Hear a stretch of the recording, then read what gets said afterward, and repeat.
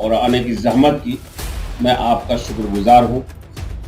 और आपने जो सवाल किया, इस मदरसे में कहाँ तक की तालीम है और कब कायम हुई है, तो ये आपको जानकारी होनी चाहिए। ये मदरसा 1965 में कायम हुई। भागलपुर न्यूज़ नेटवर्क में आपका स्वागत है। मैं हूं मिन्हाज अला। इस समय हूँ धोरैया जिला पड़ता है बांका कुरमाहाट। एक पुराना मदरसा है, 1965 में कायम हुआ था। मदरसा ज़ियाल उलूम कुरमाहाट धोरैया जिला बांका। यहाँ बोस्तनिया तक की मंजूरी हुई थी और काफ़ी 40-50 साल तकरीबन हो गया, लेकिन ये मदरसा अब तक फकनिया मौलवी या आलिम दर्जे तक में ये अपग्रेड नहीं हुआ है। काफ़ी अरसा गुजर चुका है और यहाँ पे फ़िलहाल जो है 4 असातिज़ा जो है यहाँ पढ़ाते हैं और तकरीबन 160 से 70 बच्चों का यहाँ दाखिला है, जैसा कि उन्होंने जो हेड मौलवी हैं उन्होंने ये बताया। तो एक बड़ा सवाल ये है, और यहाँ पे जो बिल्डिंग है, बिल्डिंग की हालत बहुत खस्ता है। आप हमारे वीडियो में देखिएगा कि सरकार जो है, तालीम महकमा जो है बहुत ज़ोर शोर से अभियान चला रही है कि शिक्षा पर जो उनका जोर है सरकार का, वो सारे स्कूल में तामीरी काम कर रहे हैं। तो लेकिन मदरसे में भी बिल्डिंग की तामीर का काम होना चाहिए।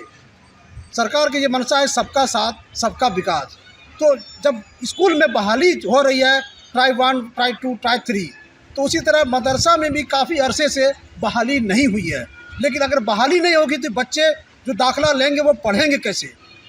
तो उन्हें एक जिम्मेदारी होती है असातिज़ा की बच्चों को पढ़ा, लेकिन असातिज़ा की बहाली काफ़ी अरसे से नहीं हुई है।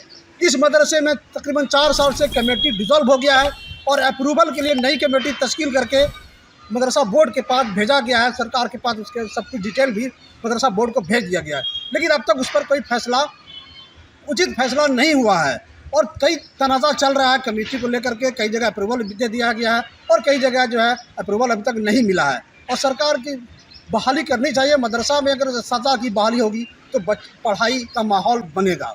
हालांकि सरकार स्कूल में बहाली कर रही है और शिक्षा पर बहुत ज़ोर है। शिक्षा मंत्री भी कर्मठ है कि उन्होंने कई घोषणाएँ भी की हैं।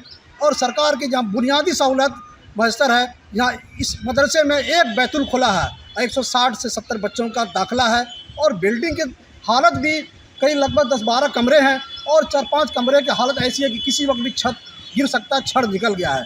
तो सरकार से, मदरसा बोर्ड के चेयरमैन से इस पर ध्यान देने की ज़रूरत है। मेरा ये कहना है कि सरकार कम से कम जिस तरह स्कूलों पर बहाली के लिए ध्यान दे रही है और तामीरी काम है, तो ये इसका अपनी ज़मीन है। और एक महत्वपूर्ण बनी बात, तकरीबन जो है 62 डिसमिल ज़मीन जो है यहाँ पर है और कुछ बताया गया कुछ ज़मीन जो है लोगों ने कब्जा कर लिया है। तो सरकार को इसको चाहिए, एक मुहिम चला रही है कि जो अतिक्रमण मुक्त जो है सरकार यहाँ चला रही है, उस पर काम करने की ज़रूरत है। भागलपुर न्यूज़ नेट में आपका पुनः स्वागत है। मैं हूँ मिन्हाज अला। आप मदरसा ज़ियाल उलूम कुरमाहाट धोरैया ज़िला बांका के सदर मुदर्रिस हैं।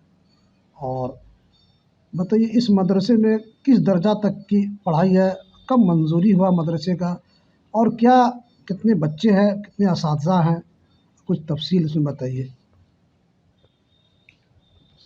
सबसे पहले तो आप मीडिया वालों का जो है बहुत बहुत धन्यवाद कि आप हमारे इस गरीब मदरसे में आए और आने की ज़हमत की, मैं आपका शुक्रगुज़ार हूँ। और आपने जो सवाल किया कि इस मदरसे में कहाँ तक की तालीम है और कब कायम हुई है, तो ये आपको जानकारी होनी चाहिए। ये मदरसा 1965 में कायम हुई और सब दिन इसमें जो है वस्तानिया का पेमेंट होते आया है, जबकि ये अपग्रेड में आलिम तक है, लेकिन वस्तानिया से ज़्यादा आज तक किसी का पेमेंट नहीं हुआ है। और यहाँ 6 टीचर थे, जिनमें से 2 टीचर रिटायर कर गए हैं और अभी हम लोग 4 टीचर यहाँ मौजूद हैं। बच्चे का दाखिला कितना है अभी? बच्चे का दाखिला हमारे यहाँ 167 बच्चे का दाखिला है, लेकिन हम सब जो है मजबूर ये है कि हमारे पास तामीरात की कमी है, बिल्डिंग नहीं है। कितने कमरे हैं मदरसे में? अभी हमारे पास 7 कमरे हैं वैसे मिला के मेरे पास जो है 10 कमरे हैं, लेकिन 3-4 कमरे ऐसे हैं इतने जर्जर हालत में है जिसको हम इस्तेमाल में नहीं ला सकते हैं। वो हमारी मजबूरी है। आप चलकर भी देख सकते हैं, अगर जो उसको देखिएगा तो अंदर जाना भी आपको मुश्किल पड़ेगा। लेकिन फिलहाल अभी हमारे पास 7 कमरे मौजूद है। मजीद हमको जो है बिल्डिंग की ज़रूरत है। इससे पहले भी जो विधायक यहाँ पर थे मनीष कुमार चौधरी, उनसे भी मैंने बिल्डिंग के बारे में कहा था, और इससे पहले भूदेव चौधरी थे, तो भूदेव चौधरी से भी मैंने मांग की थी कि हमको कम से कम एक लाइब्रेरी दीजिए, जिसके लिए जो हम बच्चों को जो है इससे कुछ सहूलत और आसानी हो सके, पढ़ाई में और शिक्षा में आसानी हो। तो उन्होंने वादा भी किया, लेकिन इन नेताओं के वादा पर हमको कोई विश्वास नहीं, इसलिए कि जितने भी वादा किए आज तक एक भी नहीं निभाया। तो जमीन कितनी है मदरसे की? अपनी जमीन है या क्या है?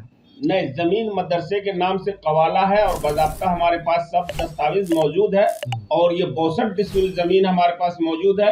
लेकिन ये इसके हमारे बगल में कुछ लोग जो बसे हुए हैं, अभी 15-20 साल से जो है वो आए बगल में किसी गैर का जो है ज़मीन खरीद कर 2 कट्ठा ज़मीन और मदरसे का ज़मीन जो है लगभग 7 कट्ठा ज़मीन उन्होंने हड़प कर लिया है, और अपने नाम से जो है घूस वगैरह देकर ब्लॉक से जो है सीओ से मिलकर जो है बंदोबस्ती करा लिया है, और मदरसे के ज़मीन को अपने कब्जे में ले लिया है। उसमें भट्ठा वगैरह भी जो है लगा दिया है, और हम आगे जब उसमें घेराबंदी जब कराना चाहे तो उन लोगों ने जो सख्ती से विरोध किया और लड़ाई पे उतर आए।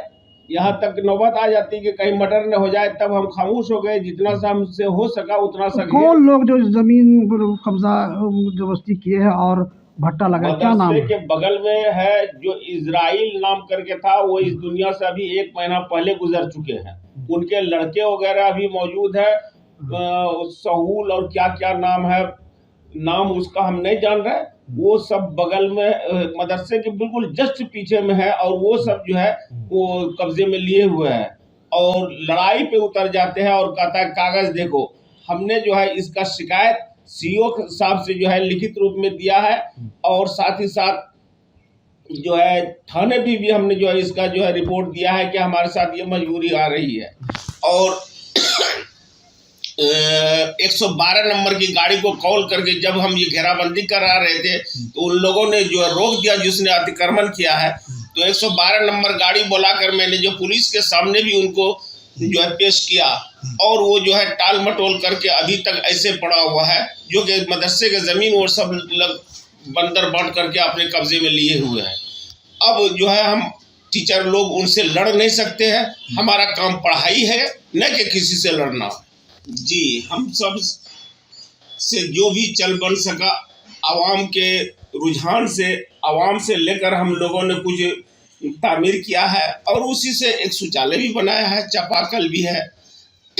इसके अलावा तो हमारे पास और कोई। अच्छा, जो ज़ेर तालीम है, जो बच्चे हैं तलबा तालिब इल्म यहाँ, उनके लिए सरकार के तरफ से क्या इमदाद, जैसे पोशाक राशि मिलती है, साइकिल वगैरह है, या खाने वगैरह का क्या ये है आपके यहाँ? पोशाक राशि वगैरह तो बच्चों के खाते में जाता है, बाकी खाने पीने का जो है हम सबको नहीं मिलता है, इसलिए जो है हम उस पर जोर नहीं दिए। बाकी हमारे पास जो है अपना हॉस्टल है, जो प्राइवेट से बच्चे को पढ़ाते हैं, और यहीं पर जो हॉस्टल में रहता है उसके लिए खाना पीने का बंदोबस्त है हमारे पास। लेकिन हम सरकार से खाने पीने का कुछ मुतालबा नहीं किए हैं, और न उससे हम लेते हैं। तो आप क्या, जो मदरसा बोर्ड के चेयरमैन हैं, या जो बिहार के वज़ीर आला हैं, जो महकमे तालीम के वज़ीर हैं, जो शिक्षा मंत्री हैं, क्या आपका मुतालबा है, क्या डिमांड है? जी हाँ, बिल्कुल मेरा डिमांड है कि जब मदरसा बोर्ड के चेयरमैन, और ख़ास करके यहाँ बिहार का जो है वज़ीर आला जनाब नीतीश कुमार साहब, जो कि सबके लिए सबका साथ सबका विकास, ये यहाँ का एक नारा है, और नीतीश कुमार सही माने में मुसलमानों का जो मसीहा है। बाकी सबों के लिए वो एक सा काम करते हैं। जब स्कूल को हर सुविधा दी जाती है तामीर का काम, बिल्डिंग का काम, घेराबंदी का काम, तो हम तो चाहेंगे, नीतीश कुमार से भी कहेंगे और साथ ही साथ शिक्षा मंत्री से भी कहेंगे और चेयरमैन साहब से भी कहेंगे कि हमको भी जो है बिल्डिंग दिया जाए और शिक्षा के लिए जो है एक लाइब्रेरी भी हमको दिया जाए और बैतुल खला का भी जो है इंतज़ाम हो जाए, ताकि बच्चों को और बच्चियों को किसी तरह की कोई परेशानी ना हो। हम लोगों के चैनल से बात करने के लिए बहुत बहुत शुक्रिया।